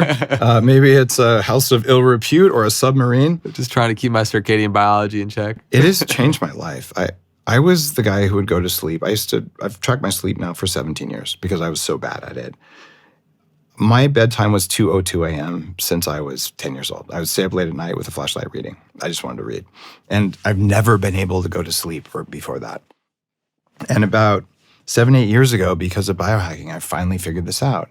And I started one of the first modern circadian glasses companies called True Dark. I have some of your guys' light bulbs upstairs. Oh, sweet. You got the light bulbs? Yeah. I love those. And the glasses, I don't get jet lag anywhere on the planet because even what I'm wearing right now, these are only blocking toxic blue light because you need blue light during the day. You just need some of it. And blue light below, it's called 490 nanometers, but it's the lower spectrum of blue light. That stresses your eyes and your brain, and it sends you a very strong signal that it must be the middle of the day. So when you cut that out and you allow the healthy blue in, which is what these do, these aren't blue blockers, they're True Dark glasses, they're different. And in the evening, you'll see me wearing ones that are a carefully designed layer of optical filters that control the angle, intensity, and the 4 colors of light that ruin your sleep. When you see me sleeping in a hotel, I'm the guy who puts black electrical tape over the stupid blinking green light because green light disrupts your sleep. And yes, you'll go to sleep. You just don't get good sleep. And I get an average of 90 minutes of deep and 90 minutes of REM sleep in 6.5 hours. And I go to bed at 10:30 or 11 easily. My entire life, I could not do that no matter how much I tried until I learned about lighting. You want to live a long time, you want to have a better spiritual life, experience darkness. We were wired to have darkness, only starlight, or to sleep in caves. So have a sleep cave. How expensive is it to have blackout curtains and to put tape over any LED in your bedroom? It's not that expensive. And if you're saying this sounds crazy, there's this study from Japan. They looked at the amount of light that leaks around curtains in the average city and found a 69% increase in depression in people who slept with that amount of light. Or you could just get better curtains and get a dimmer switch. Like, you can do this.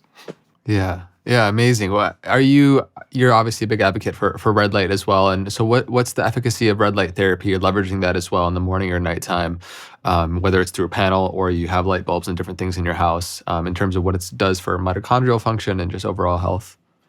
Having red light therapy is different than red light for circadian timing. Yeah. So for red light therapy, it turns out cells in your body have something called chromophores. And these are light-sensitive proteins on cells. And there's two spectrums within red that are particularly effective. So they're just narrow little windows of light that light up the cells. They can actually add electrons to your cells. Your mitochondria make electrons, or you could have a red light on you that adds electrons. Red light speeds healing of wounds, speeds healing of your skin, and it can help to reset your circadian biology. But you can use red light anytime you want. If it's really bright and you shine in your eyes at night, that's not a good idea because it's too bright. But you put it over your gut because your vagus nerve, and there's so much activity there, and you just feel your whole body calm down. Anywhere that's feeling injured or tense or muscle knots, you put it there, it just calms down.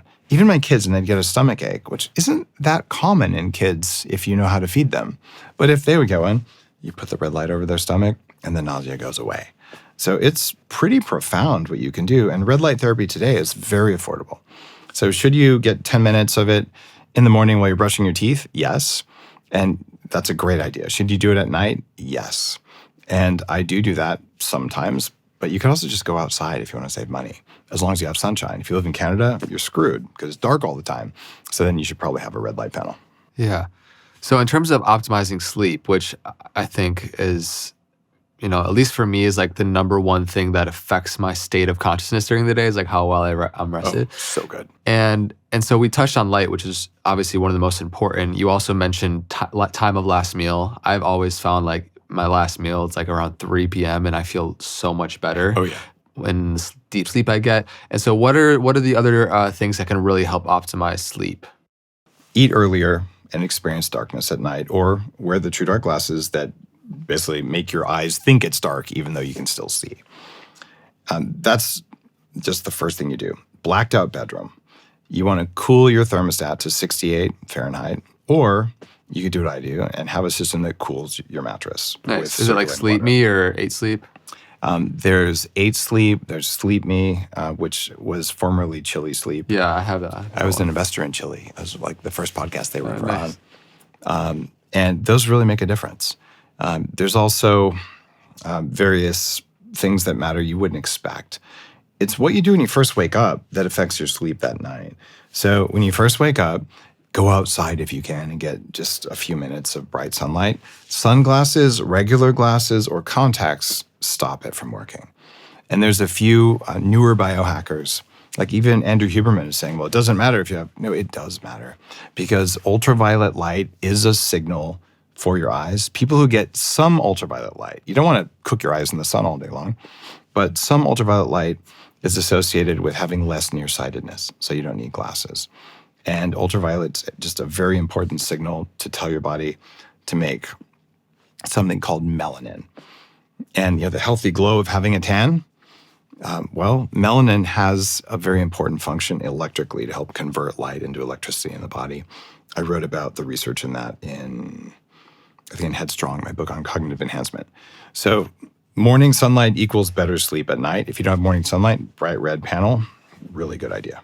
It also supports melatonin release, right? With the circadian rhythm. If you get the light early in the morning, it kind of sets your clock up, right? Yeah. And if you want to be real fancy about it, go out at lunch and spend 5 minutes Again, you can be in shade, but you just need the sun above you. And then that timing system goes, oh, wow, I got a morning signal, I got a midday signal, and then you stop eating. Yeah. If you can stop eating at 3, that's great.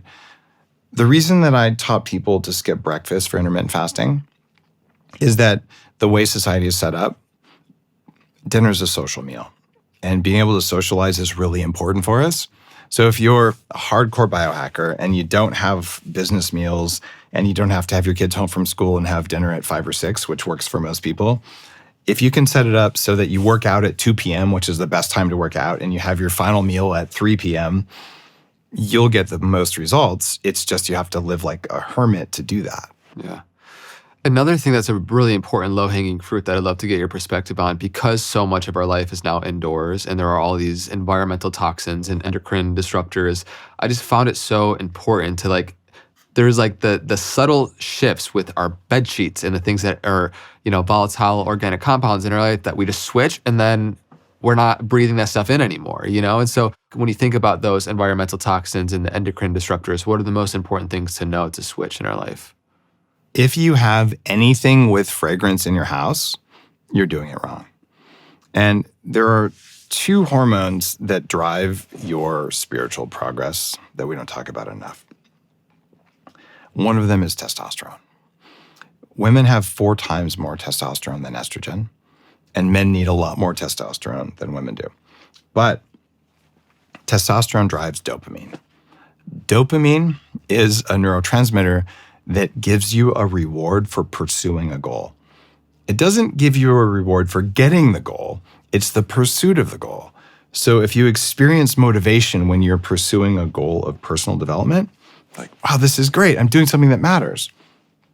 If you use fragrances in your house, all these plasticizers, you drink plastic water all the time, and you're exposed to all the things that are in our food, and you eat extra soy and chia and all the other high estrogen foods that people think are superfoods that aren't, you end up with low testosterone, which means you have low motivation.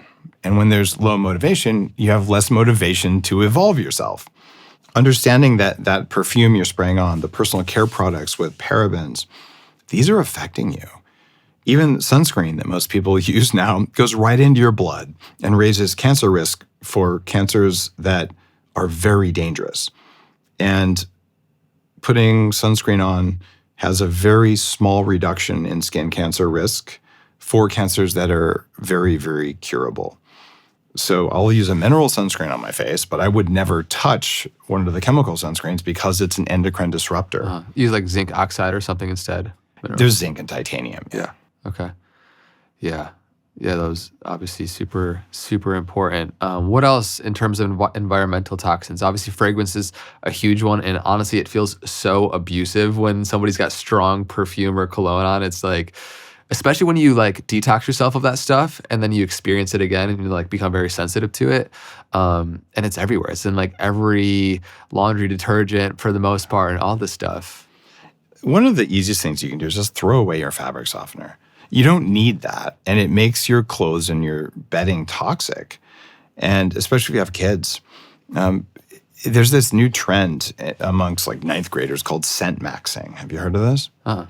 They're going out and reading all these articles about perfume or cologne and then buying $100 bottles of perfume with their allowance and just dousing themselves in it.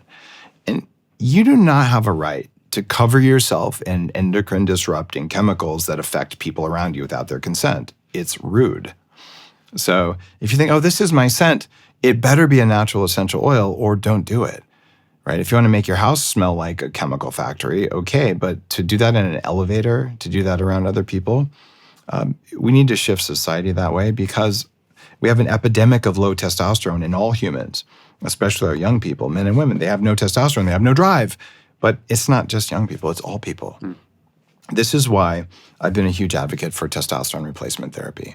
When I was 26, I had lower testosterone levels than my mom. Because when you're obese, well, your white fat cells make more estrogen. And because I had been exposed to toxic mold, which is another source of environmental estrogen, I had very low production. So under a doctor's care, I went on bioidentical physiological replacement. And I've been on it most of the time since then. And the difference in your quality of life, quality of consciousness from having the kind of testosterone we're supposed to have, but we don't because of chemicals, that's probably worth paying attention to. At what level would you say somebody's T's would have to drop down before you'd explore TRT? Like if somebody's got, 900 plus, 1,000 plus testosterone without that, at what point would you, is it a certain level you would start recommending that, or age? It's very biologically unique. Some guys will feel great at 900. Some people need 1,300. And unless you were healthy as a young man and you measured your levels, you don't know what the right level for you is. So you do it to make yourself feel good.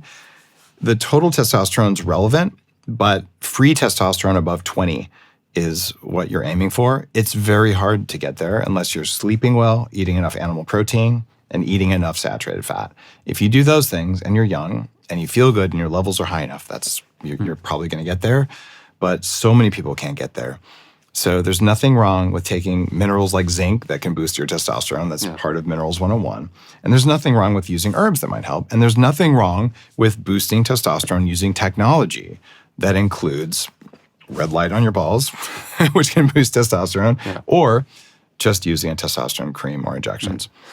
Another really important thing is the precipitous drop in testosterone after ejaculation for men. And so what... You really want to go there. I do. I think it's important, man. It's often not talked about enough in terms of sexual energy. And I've heard you talk about the formula of how frequency of ejaculation for men. So talk to me about all that.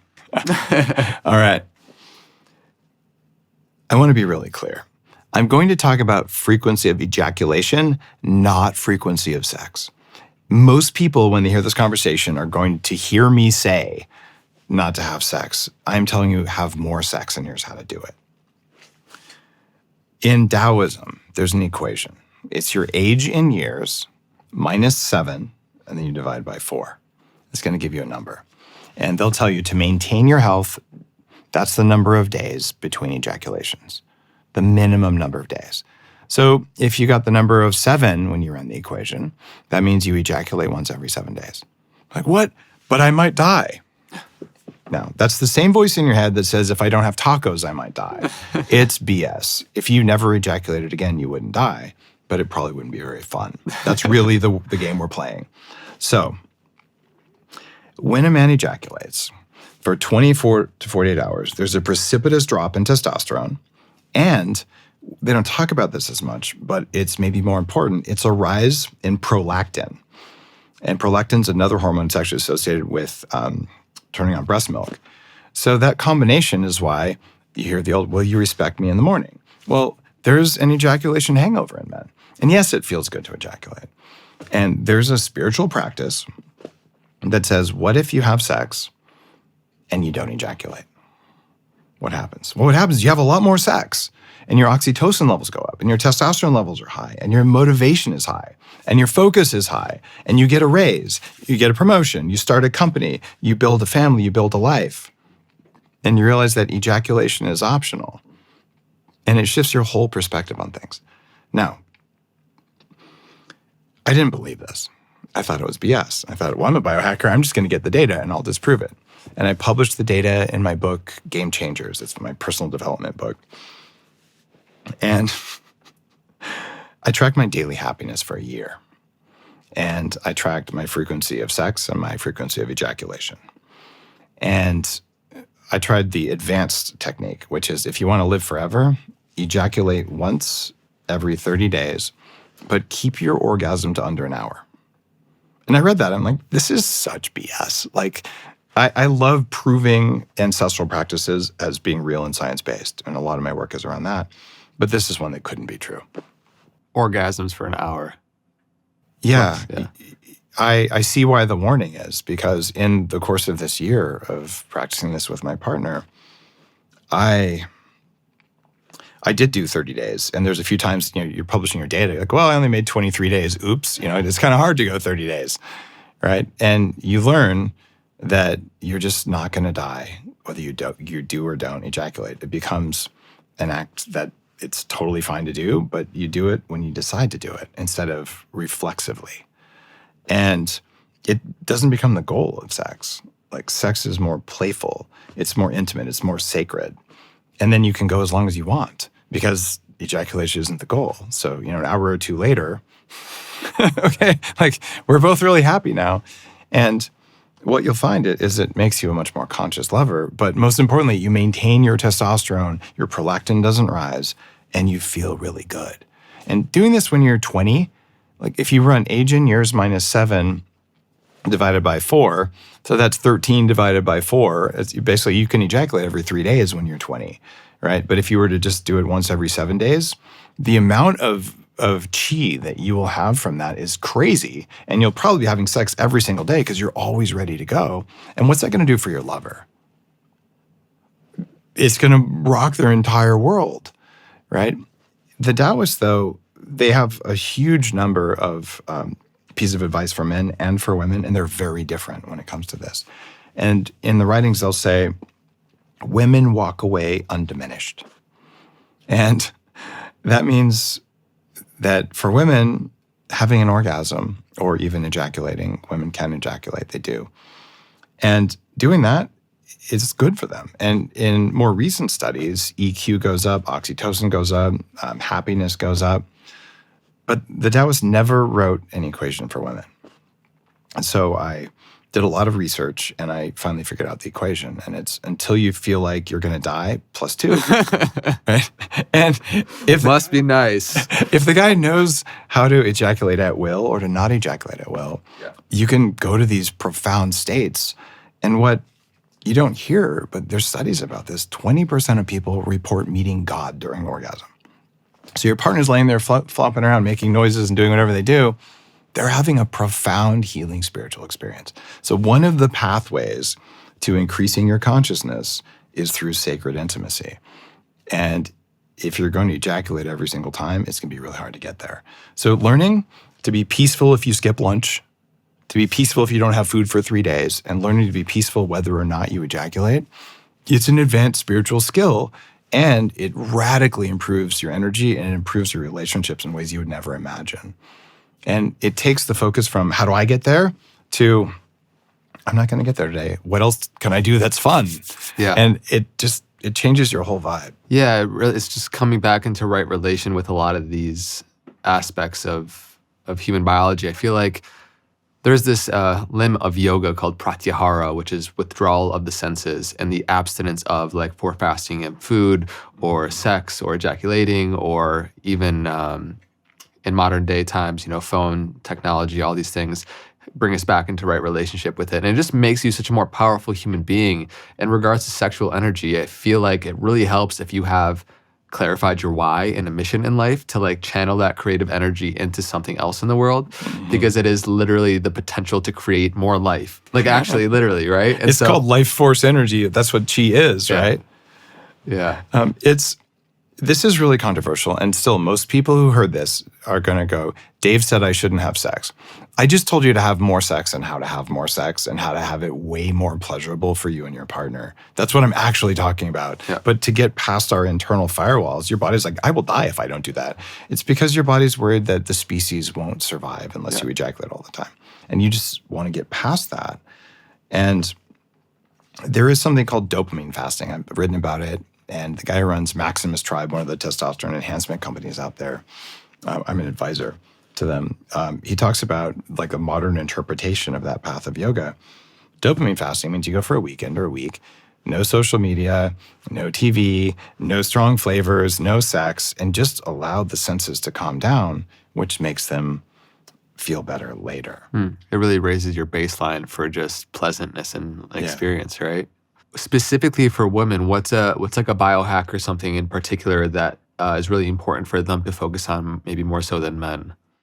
If you're a woman who is menstruating, understanding your cycle, you can only get pregnant for a 5-day window in your cycle. Understanding the change in your biological state is really, really important. And there's times when you want to push hard, and there's times when you want to focus on recovery. And a lot of women have sort of stepped into this masculine push. I have to do the same thing every day. That's not how it works. And this is why, since the very start of the biohacking movement, about 55% to 60% of followers are women. Women are better biohackers than men naturally because for a lot of guys, especially me when I was younger, if there's not a bone sticking out and I can still walk, it's probably okay. So our bodily awareness, unless we cultivate it, is not that strong. Women usually have more bodily awareness because they're used to cyclical changes that guys don't notice. So just stepping into the sacredness of your cycle is really important. And another controversial thing, birth control is very, very important as a human right. Hormonal, chemical, industrial birth control is a crime against women because it raises your risk of depression and cancer and many cardiovascular diseases. So they're telling you, oh, take this and you don't have to worry about your cycle. Take this and you don't have to worry about getting pregnant. You can only get pregnant for 5 days. We have other forms of safe and effective birth control. And this comes at a huge spiritual and biological cost for women. And my very first book was on fertility because the mother of my children was infertile when I met her. We restored her fertility with biohacking and had one kid at 39, one at 42 with no IVF and no medical prescriptions, just from food and environment and biohacking. And that book was called The Better Baby Book. So I spent 5 years studying hormones in women and men and preconception and fertility so I could have my 2 amazing kids. And I'll just say it, as a woman, understanding that hormonal birth control is tricking your body's basic networks in a way that takes away some of your ability to perceive the world. And a prime example here,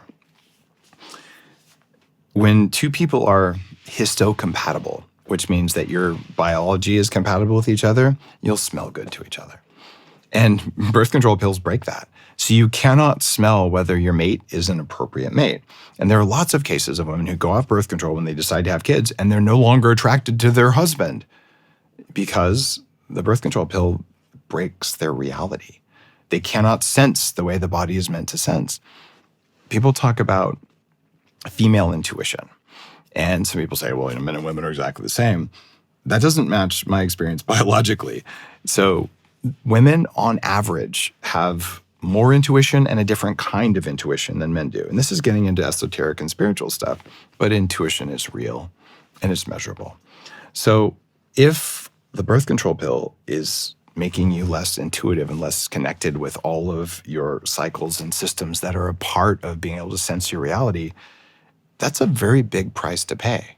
And I just don't think it's worth it. So if I was to offer one thing, you probably need more sleep than men. You probably need less fasting and less heavy exercise than men in order to be able to push your biology to transform. And so many women can't lose weight because they don't eat enough and they're filling up on kale and these high oxalate plant foods.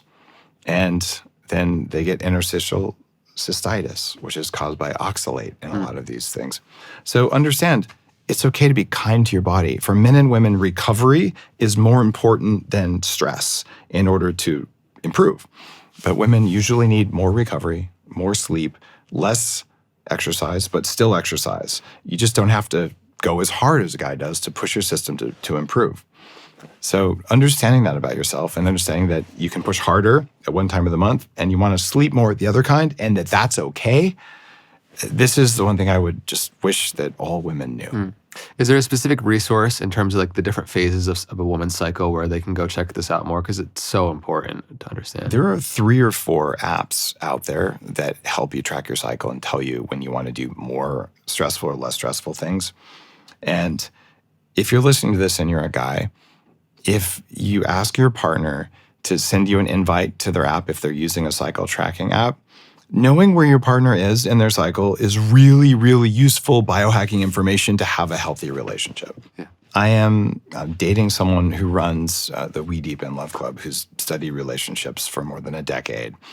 And she sends me her cycle tracking because it's helpful to know this is the time of the month where more playful, more aroused, and this is the time where more rest. And just knowing that is really helpful. And it also allows me to be more patient because I'm like, oh, this is that, day 22, 23 time where like anything that, comes at me that's out of character, it just doesn't matter. Yeah. Like, okay, it's all good. We'll talk about it in a couple of days.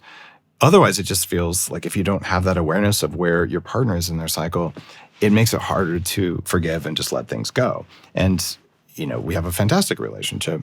And part of it's because she shares the data with me and I'll just, oh yeah, what's coming up here, right? And the few times that we've had even small amounts of friction, it's usually related to that.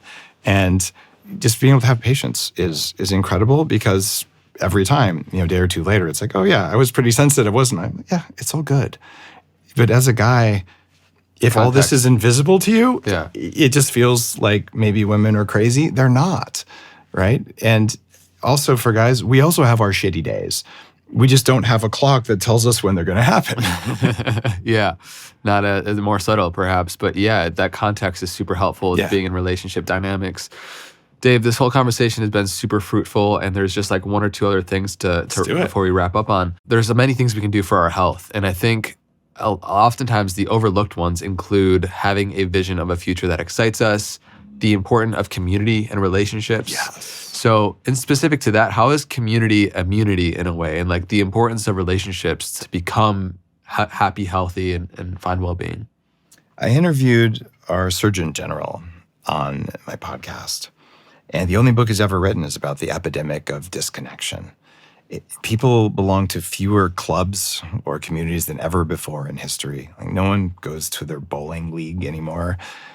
And so the number of people who have no close friends or only one or two has skyrocketed. So loneliness, it affects your stress levels because fear of food, fertility, friend, these are all sources of nourishment.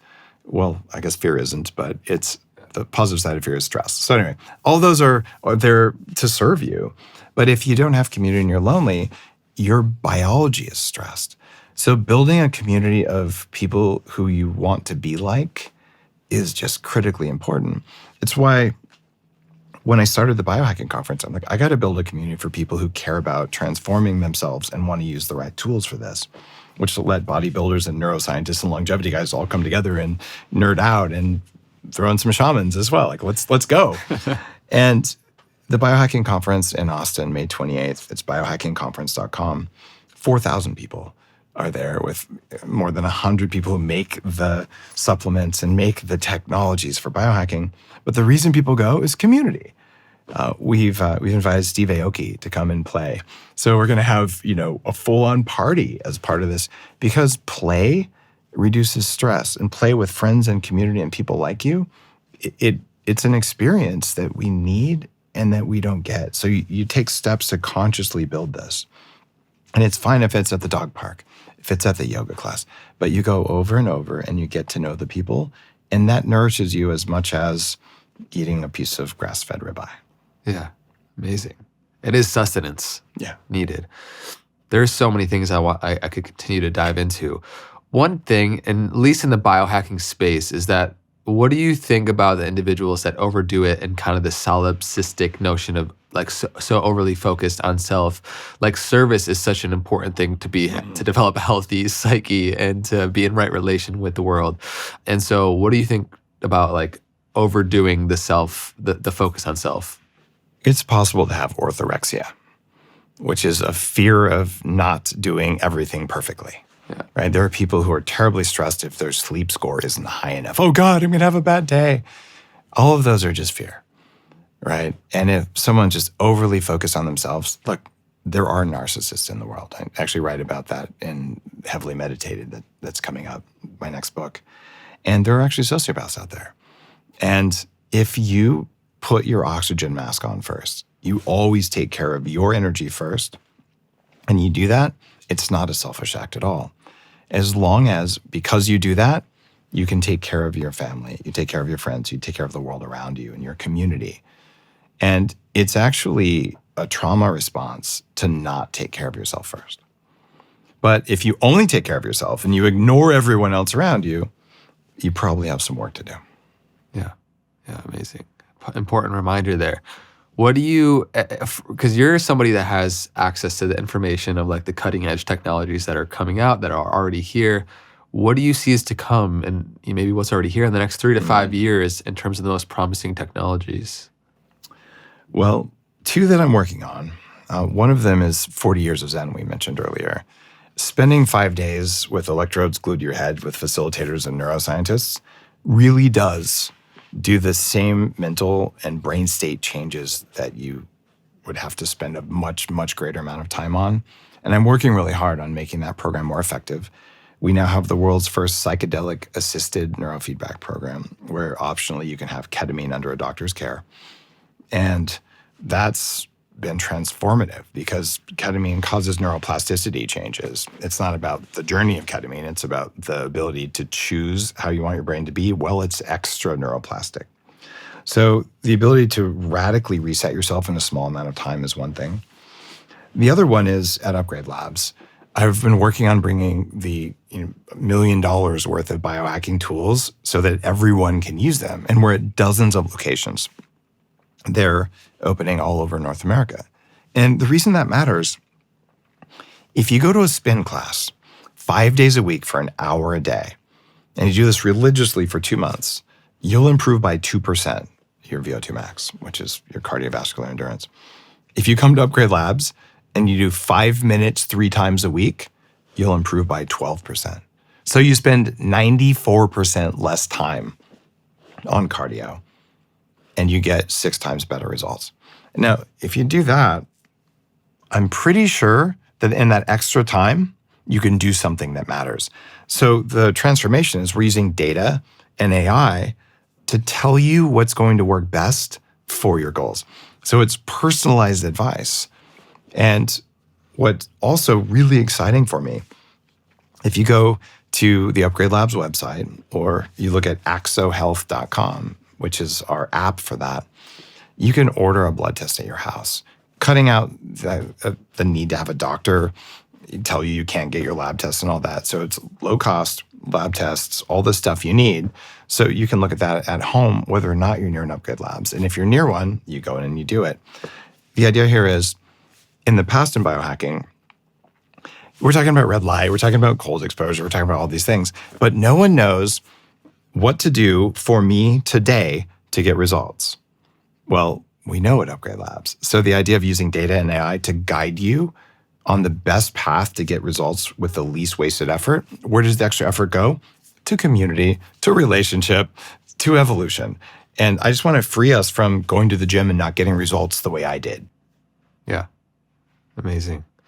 I'm just so stoked to see what continues to come out. And thank you so much for the work that you're doing in regards to like spreading and democratizing so much of this information, which is so vital in a time right now where, again, loneliness is a real epidemic. People are feeling so disconnected. They don't have the right understanding for the proper mechanisms of like baseline fundamental health. And so I guess in closing thoughts, when you zoom out a little bit and see kind of the state of the world in terms of our health and our connectivity with each other, what do you feel like is the importance and urgency of like sharing these insights and what you see to come as we're clearly at a very pivotal point in the evolution of humanity right now? If you look throughout history, civilizations come and civilizations go. And we're reaching a tipping point where the big pharma industry, big food, they've done enough damage, they can't hide it anymore. So what's going to happen? It's time for them to fall. And just by doing a practice of being healthy, it's an act of revolution. And earlier I talked about danger coffee and why it's called danger, because who knows what you might do? Be abundantly healthy. And when some government person or some regulator tells you some nonsense that a politician who doesn't follow his own advice did, you're like Neo in the Matrix and you just say no and the bullets fall out of the sky. Like that's the world we're building. These guys cannot get away with telling you that they get to tell you what you put in your body. You have biological autonomy. And because of that, you have spiritual autonomy. And when you are the person who is the most powerful spiritually in the room because you took care of your hardware, because you took care of your inner environment, well, you want to be that guy who has resilience, the monk meditating in the storm, and all the things that feel like they're big in the world where things are not as good as they could be. Well, you have access to more information than the President of the United States did in 1950 for free. you can look at a sum of a lot of our knowledge and ask it a question via AI. Like, there's so much abundance in the world around you. You just have to see it.